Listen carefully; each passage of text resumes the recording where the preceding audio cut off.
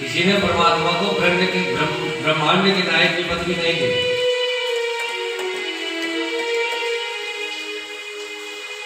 प्रणत पाल भगवंता कहा है।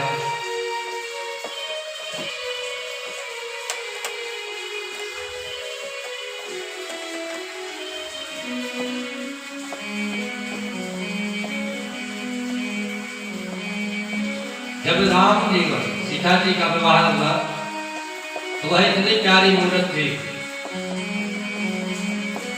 कि जिस मूर्त को देखते तो वही कहते, ऐसा लगता है कि साक्षात ब्रह्म इस पृथ्वी पर अवतरित हो गया है। क्योंकि जिस गली से, जिस नगर से निकलते हैं वही नगर आनंदित हो जाता है। वो प्रभु की छवि और वह आनंद प्राप्त हो रहा है भक्तों को। कितनी प्यारी मूर्त थी किसकी? सीता और राम की। जब आकर के जनक जी के यहाँ से विदा हुई और आकर के अयोध्या में जैसे ही राम और लक्ष्मण की जोड़ी दरवाजे पर खड़ी हुई तो सारा संसार एवं सारी सृष्टि इन दोनों की छवि निहारने के लिए इतनी उतावली हो गई कि अपना अपना कार्य छोड़ करके प्रभु के दर्शनों के लिए पहुंच गए। किसी प्रिय प्यारे की मूर्तिया मन को मोहाए जाए रे। सर्वांग युगल छवि, पैर के नाखून से लेकर के सिर तक जो भी निहारता वह प्रभु को देखते ही रह जाता। कि नख सिखते सर्वांग युगल छवि, लोचन लोर लुभाई जाएगी। प्रभु की निगाहें जिस तरफ जाती है तो उनके मुखार बिंद को देख करके सभी इतने मोहित हो रहे। तो ये प्रभु की युगल छवि है।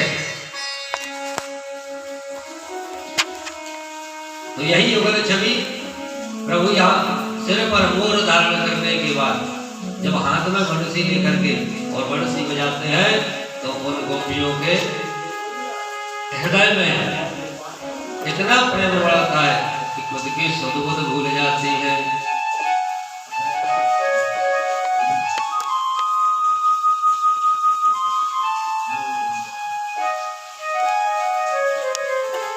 राधा का और प्रभु का मिलन होता है, देख कर के दोनों प्रेमातुर हो जाते हैं। हे प्रभु,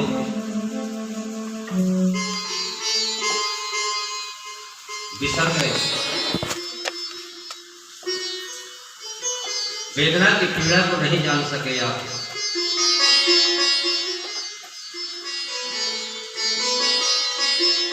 प्रभु ने कहा, राधे तुम्हारे बिना तो मैं अधूरा हूं,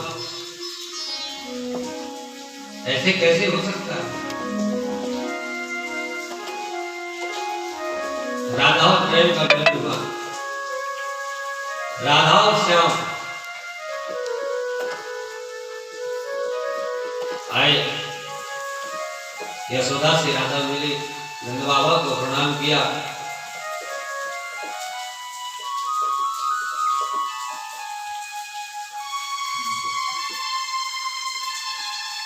तो कन्हैया से पूछा, बोले कौन? बोले राधा है।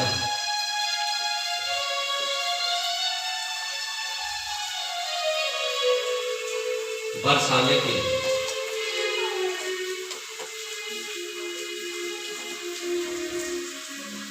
इतना प्रेम दोनों में, क्योंकि है जीवन पर्यंत की है।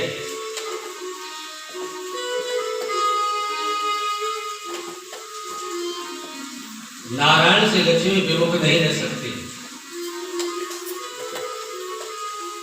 इसलिए संत लोग, प्रवक्ता लोग यही कहते हैं कि हरि को जपो, लक्ष्मी अपने आप दौड़ी चली आएगी, और लक्ष्मी को जपोगे तो जपते ही रह जाओगे और लक्ष्मी प्राप्त नहीं होगी। क्योंकि पहले परमेश्वर का चिंतन करो तो परमेश्वर ही अपने आप प्राप्त होंगे, उसकी कृपा प्राप्त होगी।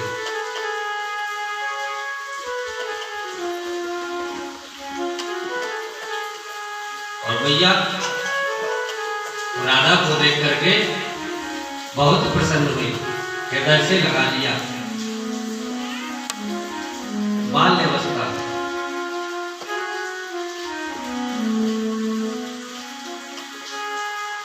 ऐसे ही अन्य लीलाएं करती हुई कन्हैया कहते हैं, बोले भैया अब मुझे लगता है कि मुझे विवाह कर लेना चाहिए। भैया कहती अच्छा, बोले हाँ। बोले क्यों? बोले राधा मुझे मिल गई, मैं सोचता हूं भैया क्यों ना राधा से जो विवाह कर लूं। भैया ने कहा नहीं, अभी तुम्हारी अवस्था छोटी है। अरे बोले कैसे छोटी है? जब तक पूरा नगर पूरे गोप बालन मुझे ना देख ले तब तक उनके मुख से निवाला नहीं जाता। तो मैं अभी भी छोटा हूं, तो मेरी विवाह करने की इच्छा है।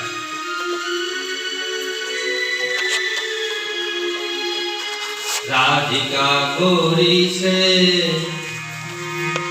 विरज की छोरी से, और पूरे बाल लीलाओं के दर्शन करते हुए अनंत भक्त बड़े प्रेमातुर हुए, बहुत प्रभु का आशीर्वाद लिया और प्रभु की अनंत कृपा प्राप्त की। दीपावली का समय आया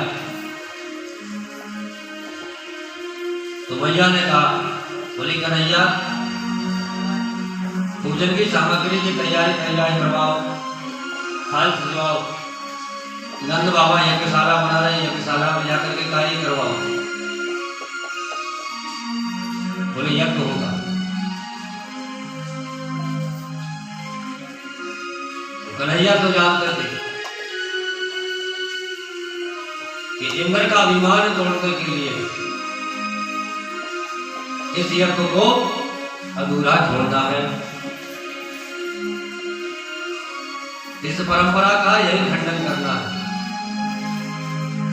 मैया ने कहा जाकर के नंद बाबा के पास पहुंचे, नंद बाबा से हाथ जोड़ करके कहे, बोले बाबा ये क्या कर रहे हो? बोले कन्हैया दीपावली आ रही है, हम दीपावली के अवसर पर देवताओं के राजा इंद्र का यज्ञ करते हैं, जिससे वह वर्षा करके मेघों को आज्ञा देते हैं तो वर्षा होती है, जिससे हमारी गायें पलती हैं। इसलिए हम इंद्र यज्ञ कर रहे हैं। कन्हैया ने कहा अच्छा इंद्र हमारी गायों को पालता है? बोले हाँ। बोले पर बाबा मुझे तो नहीं आता समझ में, इंद्र पाल रहे। बोले और? बोले अगर इंद्र पालते होते तो इंद्र घास लेकर के आते, चारा लेकर के आते। हमारी गायों को तो हमारा गिरिराज पाल रहा है, हमारा गोवर्धन पाल रहा है। उस पर्वत पर जाकर के हमारी गाय चलती है, जिससे वह संतुष्ट होकर के दूध देती है। क्यों भैया गायों जब दूध देती है तो उसी दूध को मत करके आप मक्खन निकालती है ना उसी दूध में से। बोले आज के बाद मेरा तो मन यह है बाबा कि आप इंद्र यज्ञ को बंद करें और पूजन करें तो गोवर्धन की पूजा करें। बाबा ने बहुत समझाया और कन्हैया ने कहा नहीं, अगर बाबा आप मुझे कुछ मानते हो, मैं आपका बेटा हूं, तो मेरी इतनी बात मान लो। एक बार गोवर्धन पूजा करने में क्या आपत्ति है, एक बार पूजन करते हैं। सारे नगरवासी कहने लगे बोले बाबा ये बात कन्हैया सही कह रहे। गाय मन को जाती है, वहां के पत्तों को और घास को